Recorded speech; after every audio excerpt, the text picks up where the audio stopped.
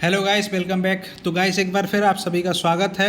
तो आज मैं एक नई अपडेट्स के साथ में आया हूं। जैसा कि आप देख सकते हैं इस आर्टिकल के अंतर्गत इसमें दिया हुआ है राजस्थान कोऑपरेटिव बैंक यानी कि RCRB की वैकेंसी का नोटिफिकेशन जारी हो गया है। इसमें आपकी 684 पोस्ट देखने को मिल रही हैं और इसके ऑनलाइन रजिस्ट्रेशन भी स्टार्ट होने वाले हैं। तो चलिए इस आर्टिकल के अंतर्गत पूरी डिटेल जान लेते हैं इसमें क्या आपके बारे में दिया हुआ है, कौन अप्लाई कर सकता है, कौन नहीं अप्लाई कर सकता और किस तरीके से अप्लाई करना है। तो जैसा कि आप देख सकते हैं ये राजस्थान की बैंक है और राजस्थान की गवर्नमेंट की तरफ से ये आपका नोटिफिकेशन जारी किया है। इसमें बात कर लेते हैं, नीचे डेट्स आपकी प्रोवाइड की गई हैं। इसमें बताया गया है कि आपका 18 अक्टूबर 2023 से आपका ऑनलाइन रजिस्ट्रेशन स्टार्ट हो चुका है और इसकी लास्ट डेट रहने वाली है 17 नवंबर 2023। कहने का मतलब ये है आपका ऑनलाइन रजिस्ट्रेशन स्टार्ट हो चुका है और इसकी लास्ट डेट रहने वाली है 17 नवंबर 2023। इससे पहले अपना फॉर्म फिलअप पूरा कंप्लीट कर लें, नहीं तो आपका फॉर्म फिलअप ना कंडीशन में आपका फॉर्म कैंसिल हो जाएगा। अगर एग्ज़ाम फ़ीस की बात कर लें तो इसकी भी डेट आपकी 17 नवंबर 2023 है। अगर एग्ज़ाम की बात करते हैं तो एग्ज़ाम का अभी कोई शेड्यूल नहीं आया है। तो चलिए नीचे देख लेते हैं एप्लीकेशन के मतलब रजिस्ट्रेशन फ़ीस के बारे में देख लेते हैं। रजिस्ट्रेशन फ़ीस की अगर हम लोग बात कर लें तो जनरल OBC व EWS कैंडिडेट्स को 600 रुपये रजिस्ट्रेशन फ़ीस पे करना होगा। साथ ही साथ में अगर हम लोग बात करते हैं SC ST व PS कैंडिडेट्स की तो इनको मात्र 400 रुपये रजिस्ट्रेशन फ़ीस पे करना पड़ेगा। यस, 400 रुपये रजिस्ट्रेशन फ़ीस पे करना पड़ेगा। ठीक है। पेमेंट मोड की अगर हम लोग बात कर लेते हैं तो पेमेंट मोड आपका नेट बैंकिंग के थ्रू कर सकते हैं, जिसमें आप डेबिट कार्ड, क्रेडिट कार्ड व नेट बैंकिंग के थ्रू आप लोग ऑनलाइन पे कर सकते हैं। ठीक है। और इसमें किसी भी तरीके का एक्स्ट्रा चार्ज लगने वाला नहीं है, तो केवल इसमें रजिस्ट्रेशन फ़ीस ही लगने वाली है। चलिए बात कर लेते हैं आयु सीमा की। तो आयु सीमा की अगर हम लोग बात कर लेते हैं तो इसमें मिनिमम एज आपकी मांगी गई है 18 वर्ष और मैक्सिमम की बात करें तो 40 साल इसमें मैक्सिमम मांगी गई है। तो बहुत सारे कैंडिडेट इसके लिए अप्लाई कर सकते हैं। बहुत सारे लोगों को एज में बहुत सारी छूट देखने को मिल रही है इसमें।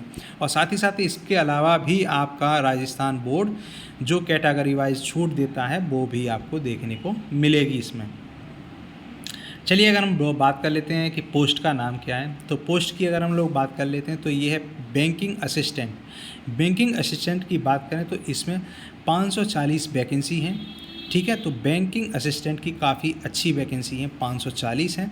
और इसमें क्वालिफ़िकेशन की बात की जाए तो इसमें बैचलर डिग्री मांगी गई है, वो भी आप किसी भी सब्जेक्ट से होने चाहिए। साथ ही साथ में थोड़ा बहुत आपको कंप्यूटर की नॉलेज होना चाहिए। ठीक है। तो इसमें कोई विशेष कंप्यूटर की नॉलेज नहीं मांगी गई, मगर हल्की फुल्की नॉलेज होना बहुत ज़रूरी है, क्योंकि आजकल बिना कंप्यूटर के सर्वाइव करना बहुत मुश्किल है। ठीक है। तो ये क्लियर हो गया होगा। नेक्स्ट पोस्ट की अगर हम लोग बात कर लेते हैं, नेक्स्ट पोस्ट है आपकी मैनेजर की पोस्ट है। तो मैनेजर की पोस्ट में आपकी 89 पोस्ट देखने को मिल रही हैं। इसमें अगर हम लोग बात करते हैं तो इसमें भी आपकी बैचलर डिग्री ही मांगी गई है और साथ ही साथ में आप कंप्यूटर साइंस मतलब कंप्यूटर की नॉलेज होनी चाहिए। ठीक है।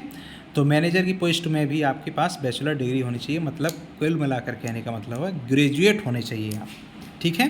ग्रेजुएशन मिनिमम है इसमें। वहीं अगर नेक्स्ट पोस्ट की बात कर लेते हैं तो जूनियर असिस्टेंट की बात है। तो जूनियर असिस्टेंट में आपकी 11 वैकेंसी देखने को मिल रही हैं। तो इसमें आपकी भी बैचलर डिग्री मांगी गई है, वो भी कॉमर्स से, या तो आप BCom होने चाहिए, कॉमर्स से। ठीक है।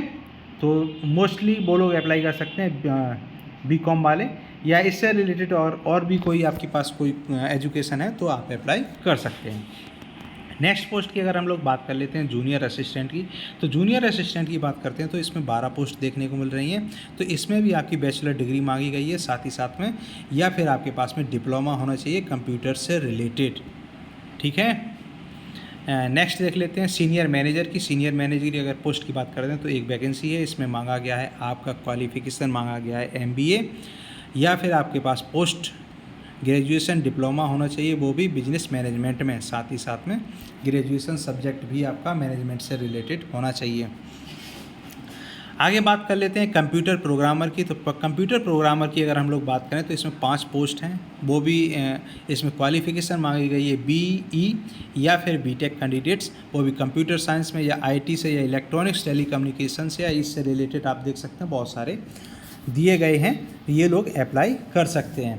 वो कैंडिडेट्स भी अप्लाई कर सकते हैं जो कॉमर्स से हैं या फिर आपका साइंस से, मैथ से, स्टैटिक्स, MCA वगैरह जो किए हुए हों या CSIT से किए हों, वो लोग भी इसे अप्लाई कर सकते हैं। साथ ही साथ में आपका 1 साल का एक्सपीरियंस भी मांगा गया है प्रोग्रामर में, ठीक है। इस चीज़ को आप लोग अच्छे से याद रखें।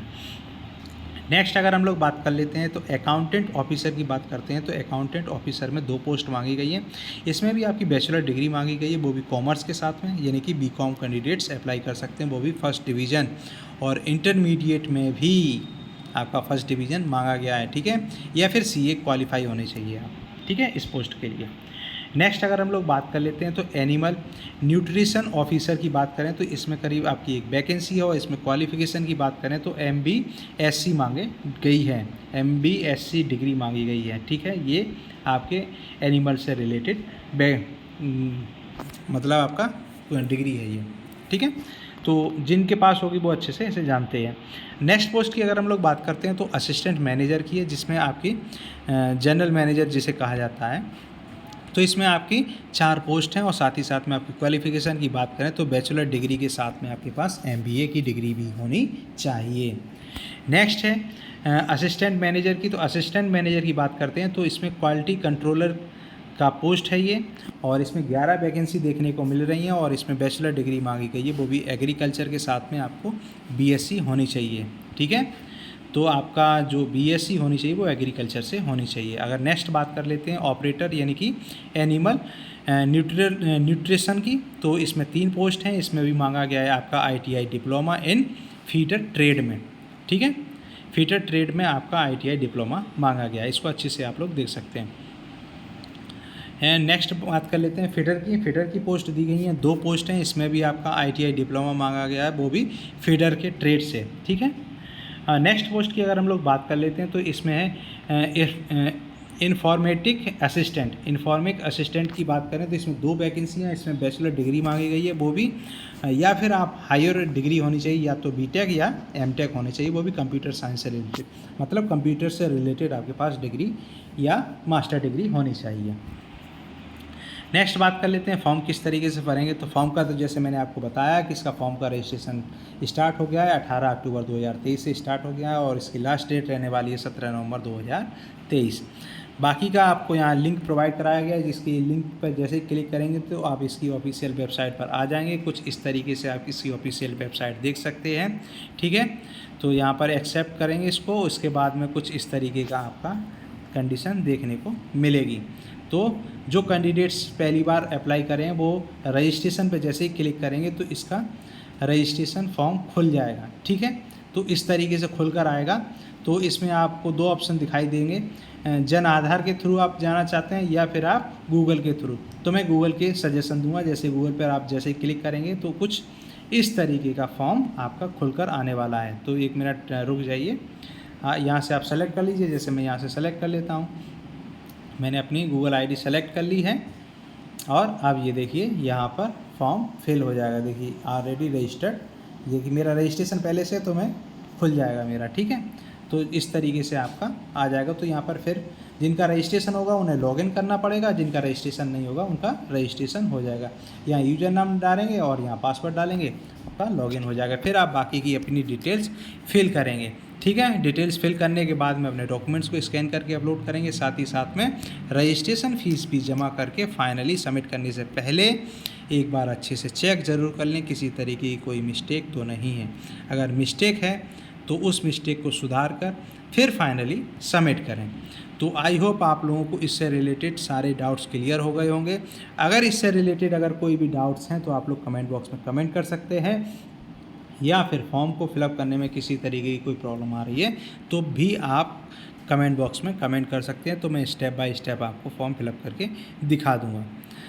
तो आई होप क्लियर हो गया होगा। तो आज के लिए बस इतना ही। नई अपडेट्स के साथ में मैं जल्द ही आपके सामने उपस्थित होऊंगा। उससे पहले जाने से पहले एक छोटी सी रिक्वेस्ट है उन कैंडिडेट्स से जो हमारे चैनल को अभी तक सब्सक्राइब नहीं किए हैं या फिर नए कैंडिडेट्स हैं, वो कृपया हमारे चैनल को सब्सक्राइब करें, लाइक करें, शेयर करें अपने दोस्तों तक और हमारे साथ इसी तरीके से बने रहें। और आने वाली पोस्ट के लिए आप लोग जो तैयारी कर रहे हैं उनकी अपडेट्स यहाँ पर समय से आपको मिल सकती है। तो आज के लिए बस इतना ही। Thank you guys.